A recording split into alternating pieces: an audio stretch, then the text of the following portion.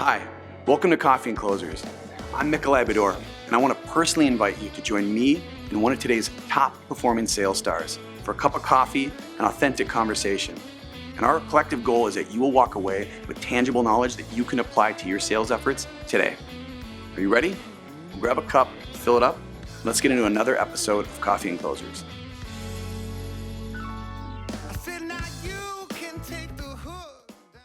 Closers, it's been 30 days since our last get together, but I'm telling you, today's conversation, it's worth the wait.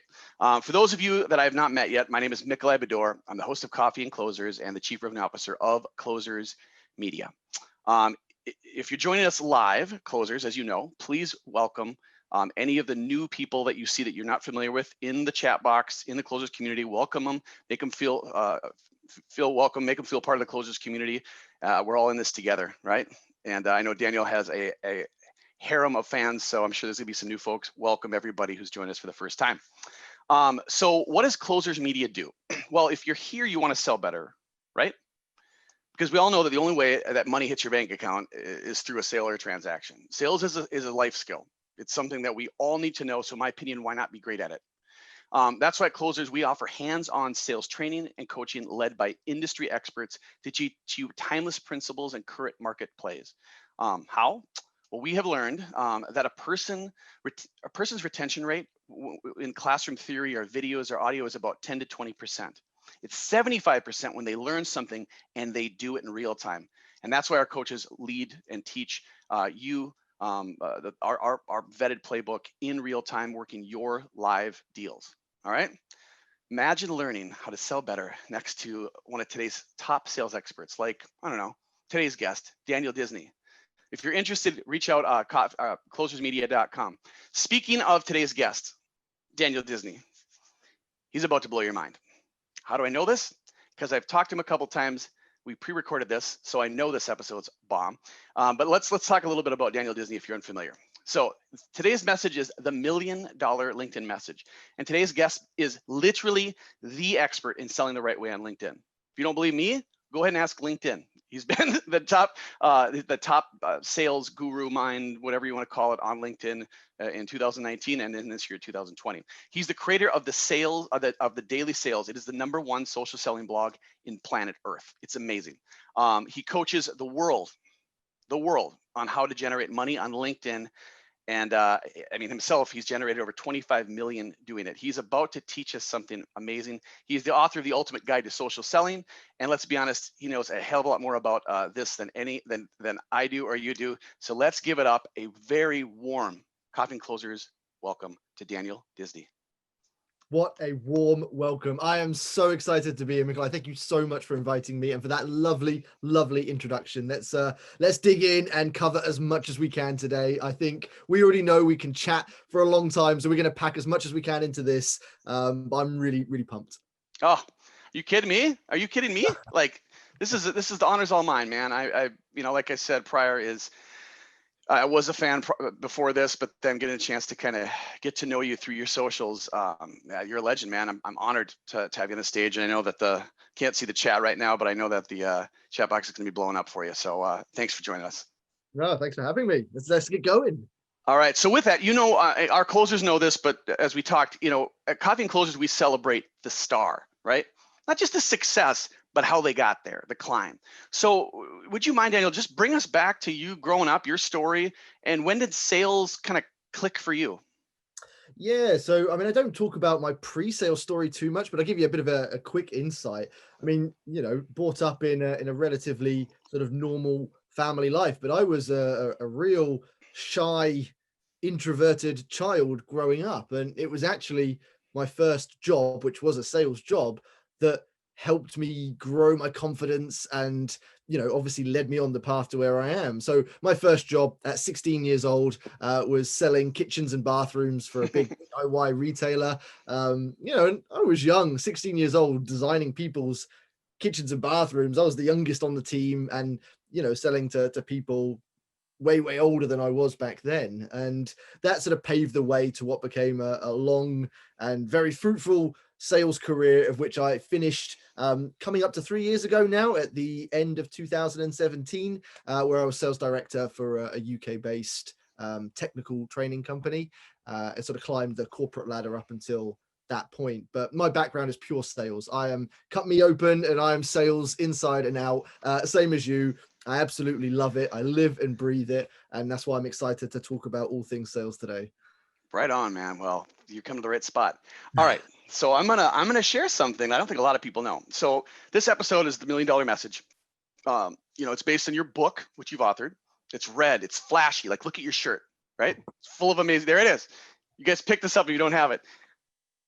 So, right, you're an international speaker. You get on stage, you get in front of lots of people. But you admitted something to me very interesting, and I think that our audience, the closest community, especially those new to sales, which we really want to welcome and teach this stuff to, you admitted that you're actually an introvert. And I don't think a lot of people know that. And at Closers, we focus, like I said, on helping those new to sales. Lots of introverted clients, and we call this a language, right? We call this a science, and it's called sales. But being an introvert yourself, what advice can you offer those that are new to sales, maybe introverted like yourself, on how to sell confidently? And then we're going to get into the social selling bits. Yeah, so I think a lot of people are surprised when they realize that I'm an introvert. And I think a story I shared with you when we spoke the other day that I really want to bring up. I was delivering a keynote talk at a US company event last year. I think it was about September last year in Detroit. And the day before, the evening before the event, the organizers took us all out to a baseball game. It was my first US baseball game. Honestly, I had the best time ever, things I'd seen, growing up. And there must have been about maybe 30, 35 different event organizers, key managers, C-level people there. Now, in those environments, I'm pretty quiet. I quite like observing. I like listening. I like, having one-to-one conversations. I don't feel the need to be the center of attention, in the room. Now, the next day, obviously, I got up and did my thing. And as you can probably see by my sort of, personality now, I'm very active, engaging type person. When I'm on stage, I'm bouncing around that stage. I have energy. I have passion. I talk about what I love, which is sales. Anyway, one of the directors came up to me afterwards and said, look, I had no idea the person sat there in the back of the room at the baseball yesterday was going to be that person on stage. And that's the part of me that not many people see. They see me on social media, they see me on stage, they see me in front of a classroom teaching, but actually in those sort of, normal environments, I'm quiet. I don't like to be noisy for the sake of being noisy. And that's probably my biggest tip for other introverts out there coming into sales, where you need to bring out the personality a bit, is you don't have to talk all the time. And actually talking when it's right to be talking is one of the best skills you can learn in sales. Actually listening and absorbing is obviously kind of the most important thing in sales, and talking when you've actually got something valuable to say as an introvert is quite an empowering thing, because it takes that pressure away from always feeling like you need to have something to say, you need to be talking, because that's what selling is. And it's not. Selling is kind of the opposite. It's listening, it's letting them talk, and then bringing something to the table when you have something to bring. I want to unpack that just a sec, because I think that's I love it. And you and I were both in Brandon Bornenson's book, The Top 1% or Top Sales Secrets or whatever, both you and I and Gary Vee and all these guys. But my chapter was listen or sell with your ears. That's literally so I couldn't agree with you more. But now you and I have been doing this a little while. You know what I mean? So I want to unpack that a little bit. When you say listen, like people are hearing this and they're introverted, they're like, oh man, music to my ears. Now what? Could you tell us a little bit further about some of these questions? How do you guide a conversation? When you're talking to a new prospect, how do you guide a conversation? Do you know what? Knowledge is an important part of this. You need to know where you want to get to. You need to know what information is going to help you guide them to a solution, to finding the solution to whatever problem they've got, or helping them identify the problem that they may not even know that they have. So again, from an introverted perspective, confidence comes from knowing what you need to talk about. So I used to do this when I was making cold calls before I go in meetings. I would write down those questions. And if I was doing a meeting, I would have them written in front of me. So I would know all the things I need to cover, sort of guiding things. I would do research beforehand. As much knowledge that I can have beforehand helps me feel more confident in that environment, instead of going into it blind and winging it, which a lot of people in sales unfortunately do. So having that knowledge of what you need to say, okay, what information do you need? What's going to help you help them? What questions do you need to ask that's going to get that information? And then the listening part, listening is an overused word. Everyone says you need to listen more. What does that mean? Because everyone listens, everyone Right. thinks they're listening, everyone thinks they're the best listener ever. Active listening, real listening is a whole different conversation where you're not thinking of what you're going to say next or working out how much commission you're going to make in your head. You're actually solely listening to them. And then you go beyond that and you actually show them you're listening by repeating things that they've said, asking questions to expand on what they've told you. That's what listening is. So you need to know what you need to say and what you need to ask to get the answers you need, but then you really need to really listen, because so many salespeople talk themselves out of sales. They just talk over and answer the questions that they've asked themselves, and a whole host of problems. So yeah, ask the right questions and properly listen. Oh man, I wonder how many ears are buzzing right there. 'Cause we've all been there, especially when we're just getting started. So with that, I keep, dangling the carrot about social, and so we'll get to that in a second. But I had a question for you, just because all this knowledge that you have, like all this, like that when that clicked, when there's a time and a point when we learn, like that we take a step, and then we fail and we fall, and then we take another step, right? I mean, I've been doing this for 15 years. You've been doing this for about the same, right? But you didn't learn overnight. So in the closers community, around here, people come to us to get that mentorship, that coaching, that advice. Who was a coach in your life? Who was a leader in your life that maybe, they pulled the cord on that light bulb going off to say, oh, this is how I sell. Yeah, so it's a kind of a sensitive subject, but I really do want to talk about it. So my sort of guide, my real mentor in sales was my uncle, and he worked in sales all his life, and was able to achieve so much stuff in his career. And I really looked up to him. My parents kind of split up when I was quite young, about 8-9 years old, and he was kind of the key male role model that I had through my sort of childhood. And the funny thing was, I didn't really realize I was working in sales until about, I don't know, 7-8 years of working in sales, because it didn't feel like selling, not what I thought selling was. I was just helping people and doing a job and working hard. And it was his sort of guidance to a point where it finally clicked. And he just sort of said to me, he said, Dan, you are growing to be a very good salesperson. And I looked at him and said, I'm not a salesperson. And he sort of unpacked what sales really was. And that was a real click moment. Now, the reason I say it's sensitive is because unfortunately he passed away 5 years ago now. And I'm sorry to hear that. yeah, it was tough. It was really tough. But I am so grateful for all of the time that I had with him and the guidance. He really helped me, again, do selling the right way. It was never selling as I had been brought up to think selling was. He taught me how to really sell. He was as passionate about listening as you and I are. He was as passionate about serving his customers and doing best for them. And so, yeah, for me, he guided me into sales and then helped me realize what real selling is. That's amazing. Anyone that knows my story, and there's no way you would know this, my uncle was also, like my Uncle Jana, was my sales hero. He's the guy, he got me into it. He changed my life, because at the time I was doing terrible in school because I was talking all the time. Go figure. I learned that you don't have to be a good talker to do sales. You have to be a good listener. But anyway, at the time, and he changed my life. So we share that. That's amazing. Thanks for going there. I know that's probably not, the place you wanted to be at 11 a.m. Or whatever time it is right now, where you're at. But so you said sales done right, and I could ask a simple question, which would be, sales done right is what? But you've kind of touched on it. Social selling is your toast, but LinkedIn is your jam, right? So you said something interesting, like, I learned how to sell right, and now you're the LinkedIn expert. Can you bridge the gap, and then let's get really into the weeds on how one would really crush it on LinkedIn in particular? Is that a fair?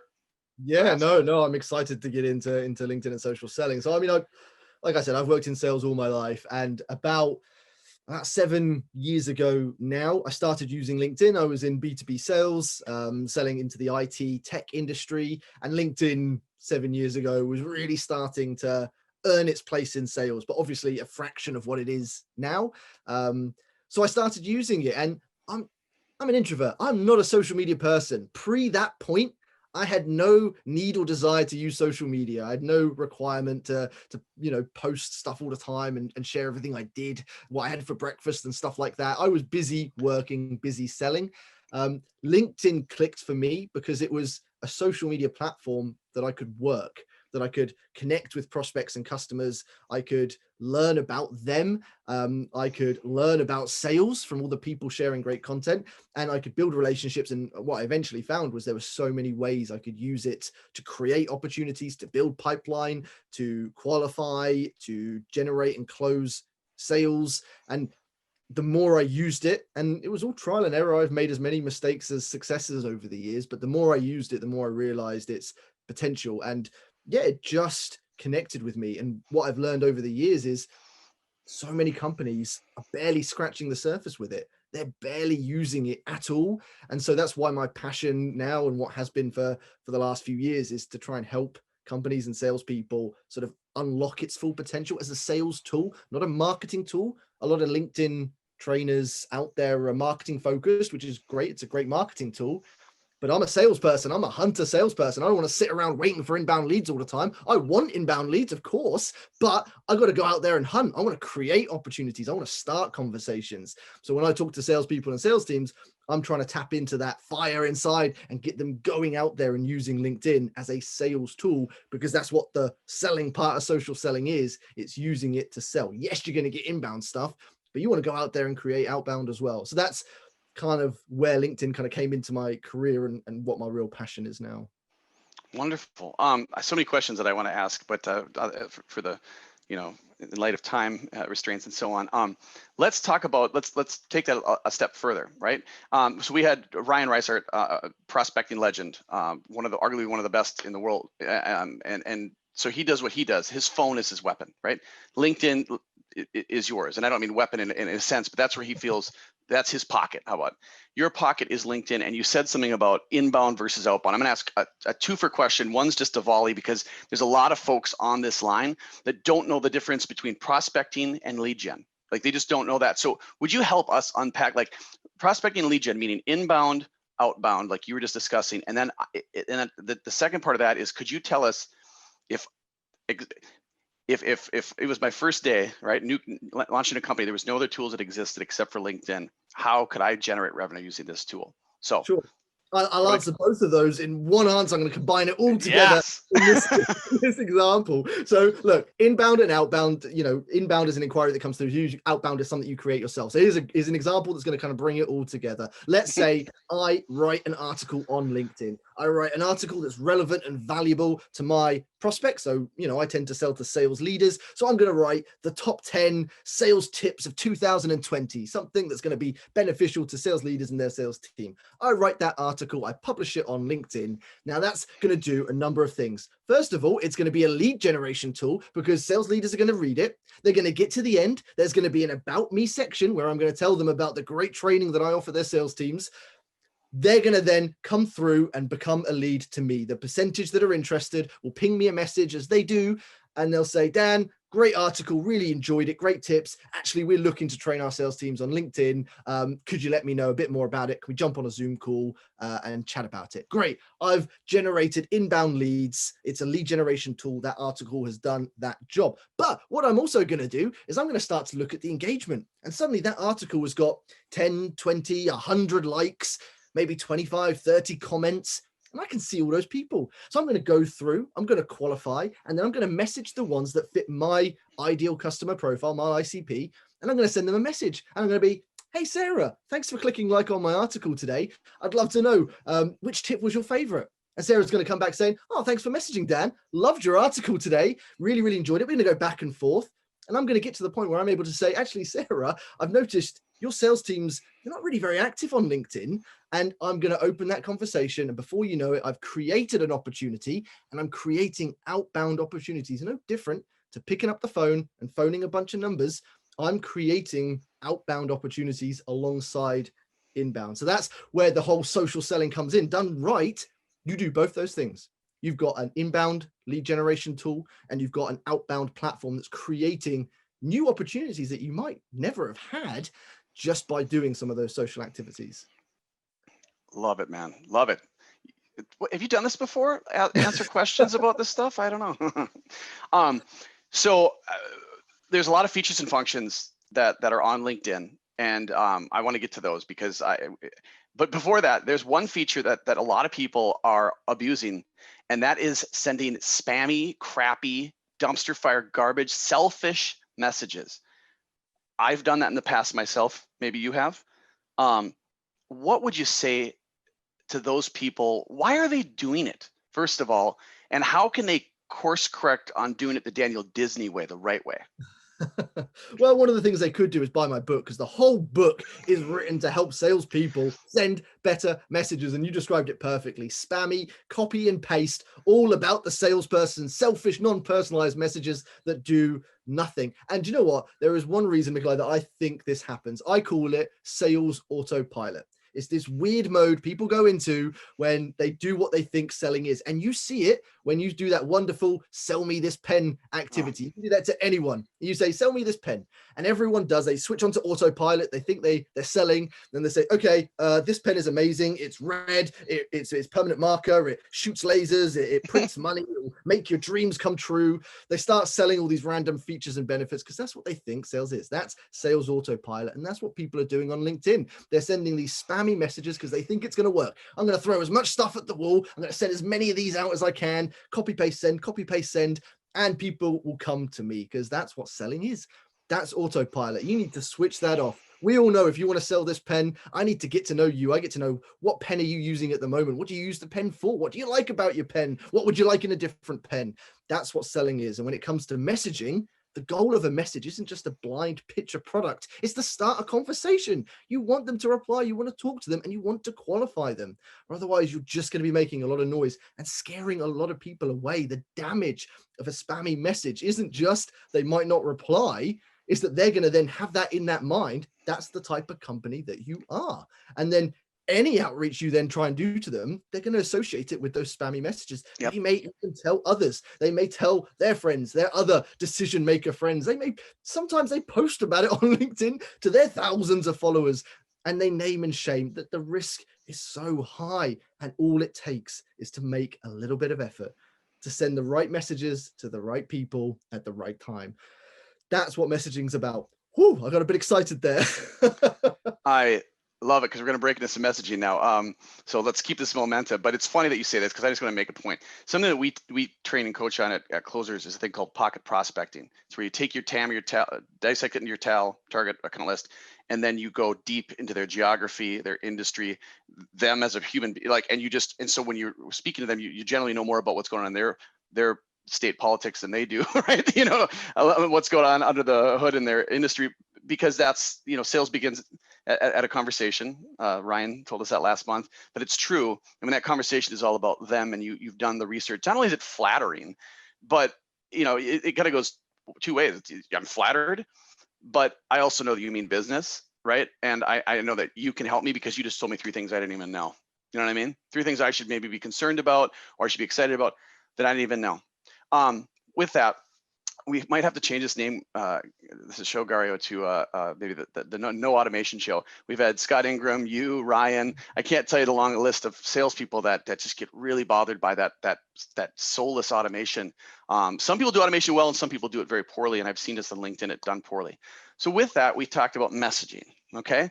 Now, could you walk us through, man, like just your messaging cadence, like your outreach 1, your outreach 2, how you leverage all the little things you leverage, and then when do you get on the phone with someone, or do you?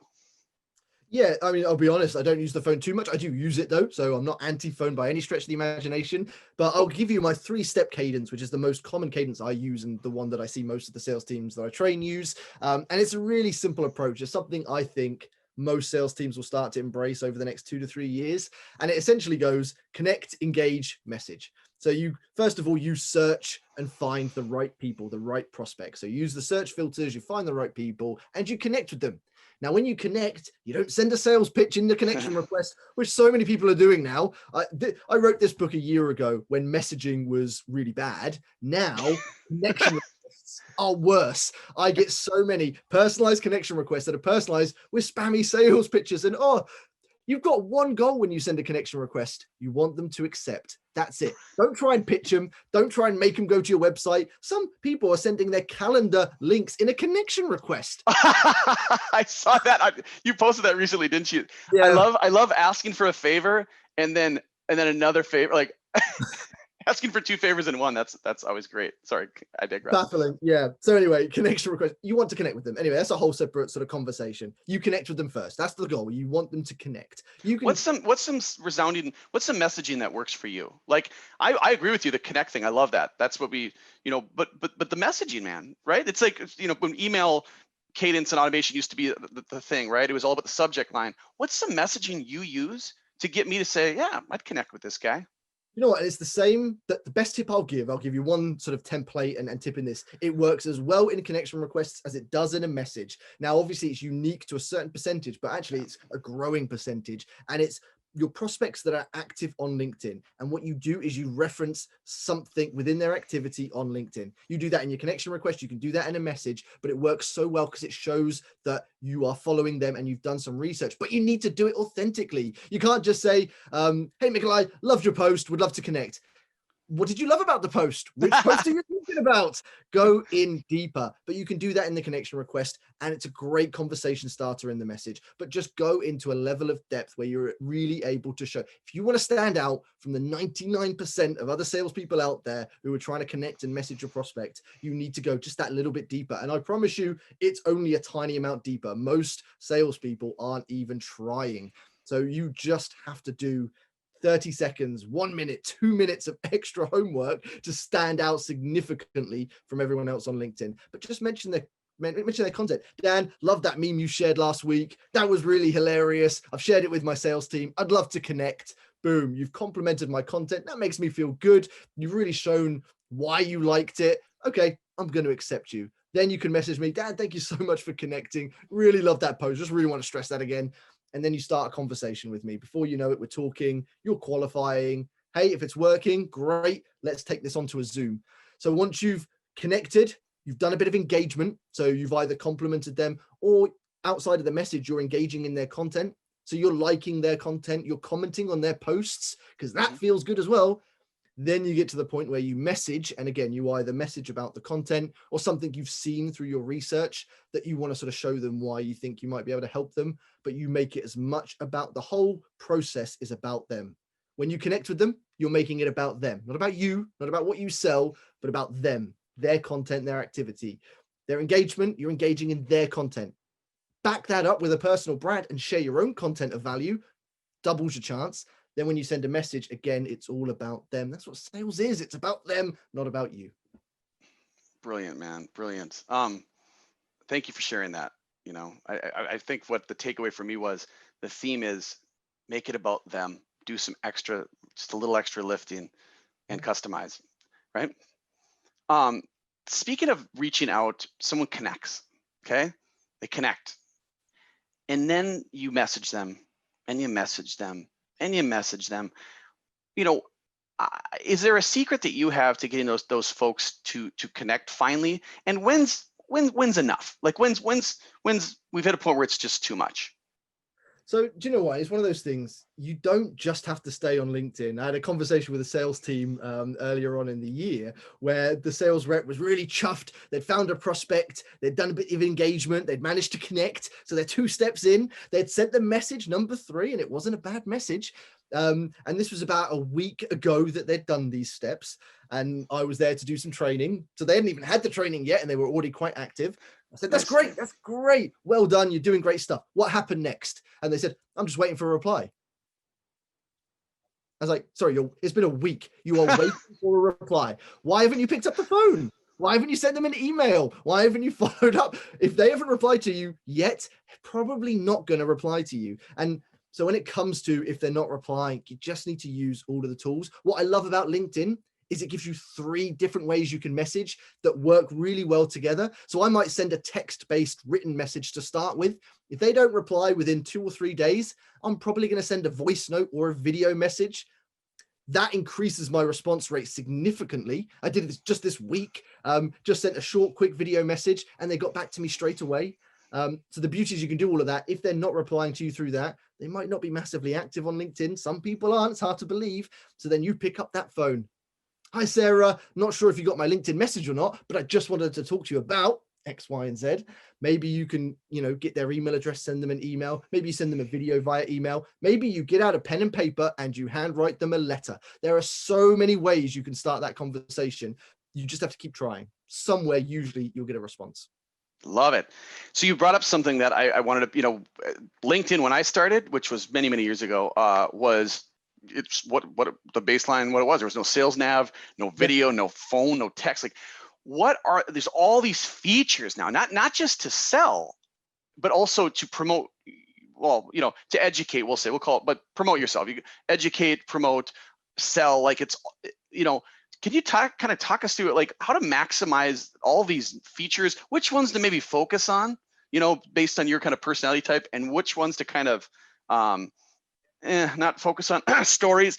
Can you share a little bit about the tool set and how folks can maximize it? Because it's a Swiss Army knife now. There's so many things that you can leverage. It really is. Where do we start? New features all the time, and this year's seen more features added than any other year because the current sort of situation. The area I would suggest salespeople to focus on at the start is their personal brand.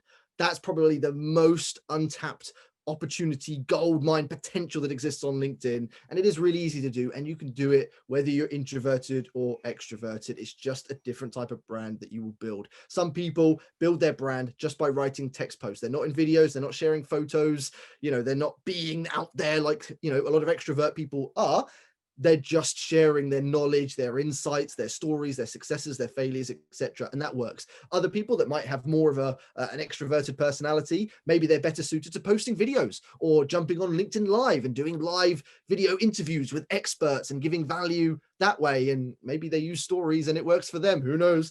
But they do what works for them. You can use LinkedIn any number of ways. The personal brand is about being present, being consistent, and giving value, showing up every day or every other day and sharing content that's valuable to your audience, whether you do that as a text post, whether you do it as articles, whether you do it as a photo, a video, a meme, a drawing, whatever form it may be. It's just giving value to your audience. And as a salesperson, as I said at the very start of this, talking about inbound and outbound, done right, that's going to generate you inbound opportunities and it's going to create outbound opportunities as well. So that's really where I see the biggest potential. And when I go into companies now, I would say 80 to 85% of most sales teams have no personal brand and are doing nothing to build one. That's an insane amount of people missing out on that opportunity. And once you get them going, that's where growth really sits. And there's a couple of schools of thoughts I'd like to get kind of yours is, let's say I'm one of those folks that I'm not developing my personal brand. Like what's too much? Too much in a day, and what's not enough, you feel? Yeah, when it comes to content, 1 a day is your optimum amount. Anything more than that, and it is too much. And LinkedIn have already kind of confirmed it. The algorithm does not work in your favor if you're posting more than once a day. Once a day is the sweet spot. If you're new, by the way, because once a day is a lot to someone who's doing nothing. So if you're just starting out and you've not been active on LinkedIn at all, don't stress. You don't have to jump on and suddenly be there at 1 a day. Start off with 1 or 2 a week. Just start getting comfortable. And before you even do that, start consuming more content. Just spend 15, 20 minutes just reading through your feed, looking for posts that you like, because you will start to embed in your mind what you like, what you think works on LinkedIn, and it's going to help start to sculpt the way that you're going to find your voice. Then just start. Just share that first post. Don't worry about how many likes it gets. Don't worry about how many comments or how many views. Just do it. It's the same the first cold call. You're probably not going to get a meeting on your first cold call. It takes a few. And it's the same with LinkedIn. Just start, and then you'll start to build your confidence. You'll start to get better at it. Before you know it, you'll be at a point where posting once a day is not a daunting task. Love this, man. Closers, right? You're hearing this right from the GOAT. You're hearing this from the GOAT. By the way, quick commercial. I want to, we're going to put a link to your book right here, over here. Could you just real quick, we'll take a short commercial break, and then I got one more question, and then you know, we're gonna have to part for podcast timing and all that. But where can, like, your book? We're gonna put a link to your book. What else? Tell us. This is your commercial. This is your commercial time. Tell us so we can support you, because you've been so good to our closers community, not just today, but you know what you've done. And we really, really appreciate you. So how do we support you? Oh, thank you. I mean, the book's on Amazon paperback and Kindle. You can find me on LinkedIn, and I'm sharing content obviously every day, trying to give as much value and help as many people as I can. You can check out my website, danieldisney.online. Again, I have tons of articles on there, and I tend to host regular webinars, training masterclasses, virtual masterclasses, things like that. So for everyone at any different level of their journey, like I say, my passion is helping salespeople, sales teams, and businesses really get the most out of LinkedIn. So you'll find anything you need to know about me on my LinkedIn profile or at my website, and hopefully tons of valuable content that you can also start consuming straight away. Closers, you hear that? Let's support Daniel. Not that he's a living legend, but for some he's new to us, and this is our first engagement with you. So please light him up here in the chat. Get out there, connect with him, support him, make connections for him. He's one of us now. He's part of the closers community. Thank you, Daniel, for everything, man. This conversation has been the fastest conversation in history. I think I've learned so much, and I've had such a good time doing it. Closers, I think we have Daniel back. What do you guys think? All right. Yep, that's a yes. So we're gonna have you back, brother, for sure. But we got to cut it so we can get to the Q&A and all the networking stuff that people enjoy as well. But I have one more question for you. And with that, actually, before I ask it, guys, we're gonna be in the Q&A at the Closers community here in a hot minute. There's a link over in the chat for that. So meet us over there. For anything you guys need, closersmedia.com. But Daniel, I got one question for you. Okay, it's your first day in sales. You're introverted. It's 2020, going to be 2021. You just got handed your quota. and you're kind of scared, right? You want to make a good impression. You know, it's your, you know, what would you do if that was you, with all the knowledge and all the stuff you've obtained over the years? Walk us through what you would do in that situation, because that's a lot of our listeners right now.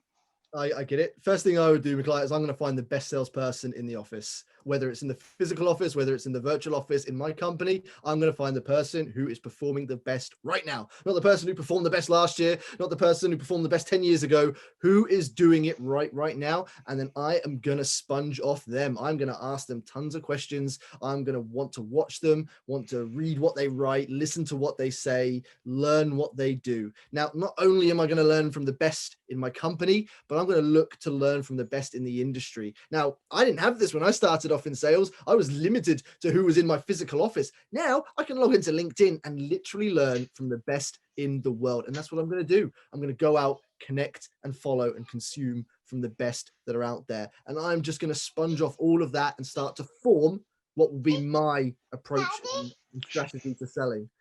Look, we got a young closer in the making by the looks. We got a closer right here. He was out there. He heard that message and he's like, you know what? I'm gonna get closer to the camera.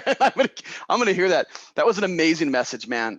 You're an amazing dude. I really like, not to get all gushy, but you've been so good to the closers community. I consider you a new friend, and we're gonna definitely have you back.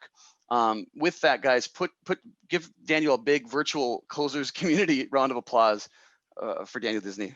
Thank you. It's been a real pleasure. I've absolutely loved this, and I would be honored to come back. I think what you guys are doing, the community, you are all amazing people, and we all share the passion. We all love sales, and we all want to do it right. So look, I have all the time in the world for you guys. Thank you for having me. And yeah, I can't wait to get back and dig even deeper into it. Absolutely, man. Cheers. All right, so what do we think? What'd you learn? Well, if you like that, check out coffeeclosers.com for upcoming episodes, recordings, and more. And don't forget to check out our sponsors. Each one has been hand-selected. They are best in class. Until next time, we'll see you at the next Coffee and Closers. Cheers. Come on, live. Live a life we love. Gotta live, I said live a life we love.